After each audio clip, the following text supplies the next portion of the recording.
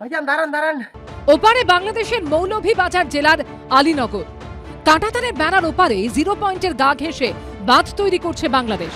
এপারে কৈলা শহরের রাঙাউটি গ্রাম পঞ্চায়েত এলাকা। স্থানীয়দের অভিযোগ, কৈলা শহরের ওপারে 0 পয়েন্টের গায়েই 10 কিলোমিটার দীর্ঘ বাঁধ তৈরি করছে ইউনূস সরকার। এর মধ্যে 3 কিলোমিটার বাঁধ তৈরির কাজ শেষ হয়েছে। এই বাঁধ তৈরি হলে কৈলা শহর বন্যায় ভাসবে বলে আশঙ্কা করছেন স্থানীয়রা। পরিস্থিতি খতিয়ে দেখতে এলাকা পরিদর্শনে যান ঊনকোটির জেলা শাসক। গ্রামবাসী ও বিএসএফ আধিকারিকদের সঙ্গে কথা বলেন তিনি। ত্রিপুরার শীতকালীন অধিবেশনে বাংলাদেশের বাঁধ নির্মাণের বিষয়টি উত্থাপন করেন কৈলা শহরের কংগ্রেস বিধায়ক বীরজিৎ সিং। এই নিয়ে কেন্দ্রের মোদী সরকারকেই দোষেছেন তিনি। এত বড় বাঁধ নির্মাণ কাজ শুরু হয়ে গেছে, 3 কিলোমিটার কমপ্লিট।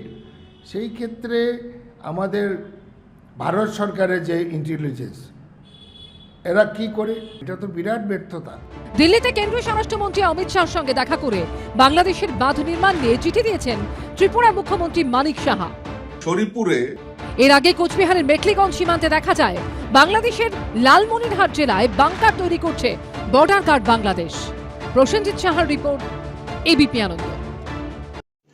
रुको जरा, सबर करो, बोला धक्का बुक्की नहीं करने का, आराम से लेने का।